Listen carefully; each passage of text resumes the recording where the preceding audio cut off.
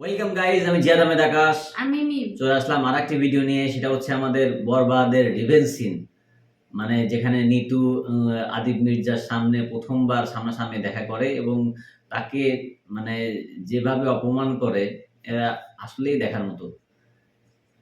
এটা মুভির জন্য ঠিক আছে, মুভির বাইরে না। যাই হোক, সেই সিনটা কিভাবে তারা শুট করেছিল সেটাই আমরা দেখব।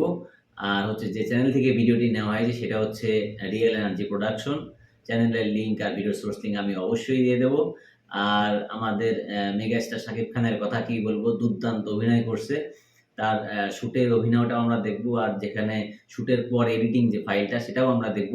দুইটা পাশাপাশি দেখবো আর কি। তো আসুন দেখা যাক। আমি প্রথম যখন এই সিনেমাটা দেখি, হ্যাঁ, আমি মনে করছিলাম যে ওর মাথার মানে জিন ঢুকে গেছে, নাহলে হঠাৎ করে এরকম আগলা পাগলা বকতেছে কিসের জন্য। যাই হোক, আস্তে আস্তে সব বের হবে। শাকিব খান তো পাগলা হয়ে গেছে যে পরে কি।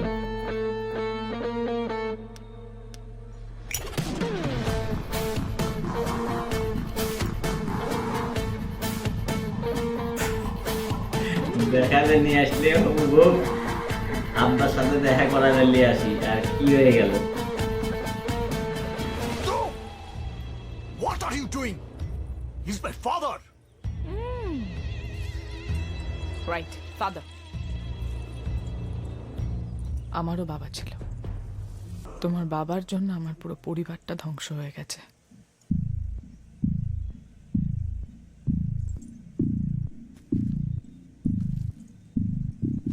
এবার তোমার বাবা ধ্বংস হবে তোমার জন্য। কারণ আমি এইটুকু বুঝে গেছি যে তোমার বাবার উইক পয়েন্ট তুমি, আর তোমার উইক পয়েন্ট আমি। আমি যদি তোমার লাইফে না থাকি তাহলে তোমার লাইফটা হেল হয়ে যাবে, আর তোমার লাইফটা হেল হয়ে গেলে তোমার বাবার লাইফটাও হেল হয়ে যাবে। তাই আমি তোমার সঙ্গে প্রেমের অভিনয় করেছি। So mister Aryan Mirza, I don't love you. It's all about revenge. Revenge, এই রিভেঞ্জ এক তুড়িতেই খেলা শেষ করে দেওয়া যায়। আসলে প্রেমে অন্ধ হওয়া ভালো, এতটাও অন্ধ হওয়া ভালো না যে একটা মেয়ের জন্য তার পিতাকে সে অসম্মান করবে। হ্যাঁ, এটা মুভি ঠিক আছে, কিন্তু ডাইরেক্টর আমি হলে গল্পটা একটু অন্যরকম হয়তো। যাই হোক, তবে এখানে শাকিব খান এতটাই ইয়া হয়ে গেছে, ওর প্রতি আসক্ত হয়ে গেছে যে ওর জন্য এখন ওর বাবার সাথেও খারাপ ব্যবহার শুরু করবে। এটা মুভিতেই হয়, বাস্তবে এরকম হয় না, ঠিক আছে? এই জন্যই তো বলা হয় মুভি বিনোদনের জায়গা, এখান থেকে শিক্ষা নেওয়ার দরকার নাই। Let's see.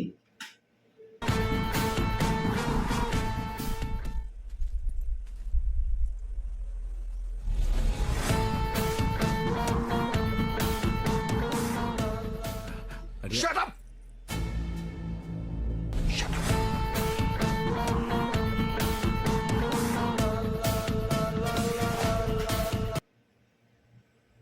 দেখলে শুটিং আর এডিটিং ফাইল, কালারও চেঞ্জ, অনেক চেঞ্জ। যাই হোক, এই শুটের মধ্যে আমি কোনো জায়গায় একজনকে রিটেক মারতে দেখলাম না। দেখলাম কি কোনো সময় রিটেক মারতে? আসলে এই শাকিব খান, এই মিশা সওদাগর, এরা এতই পাকাপোক্ত অভিনেতা, আমার মনে হয় এদের অতটা রিটেক দেওয়ার কোনো প্রয়োজন হয়। কারণ এখানে তো বিহাইন্ড দ্য সিন দেখাচ্ছে, তাহলে তো রিটেক তো দেখাতো। রিটেক তো দেখায়নি, এক সিনেই শেষ করে দিয়েছে। যাই হোক, ভাল লাগছে, আমার কাছে খুবই ভাল লাগছে। আর বরবাদ টিমকে অনেক অনেক ধন্যবাদ যে আমাদেরকে এই বিহাইন্ড দ্য সিন তারা পাবলিশ করে দেখার সুযোগ করে দিল। আমরাও দেখলাম, আর আপনাদের সাথে আমরাও একটু এনজয় করতে পারলাম বিষয়টা। আর ভিডিওটা যদি অবশ্যই ভালো লেগে থাকে তাহলে একটা সাবস্ক্রাইব আর লাইক তো করেই দিবেন, কমেন্টে জানাবেন যে আর কোন কোন ভিডিও আনলে পরে আপনাদের জন্য ভালো হয়, আর আমাদের জন্যও ভালো হয়। কারণ আমরা এখন কোন টাইপের ভিডিও এখন আমরা নিজেরা নিয়ে আসবো, আমরাও এখন কনফিউশন পড়ে যাচ্ছি। তো আপনারা আমাদের সাজেস্ট করবেন যে কোন কোন ভিডিও আনলে পরে ভালো হয়। তো ওইভাবেই আমরা আমাদের সামনের পরবর্তী ভিডিওগুলো এভাবেই সাজিয়ে নেব। তো আজকের মতো এই পর্যন্তই। দেখা হচ্ছে পরবর্তী ভিডিওতে। আসসালামু আলাইকুম। আল্লাহ হাফিজ।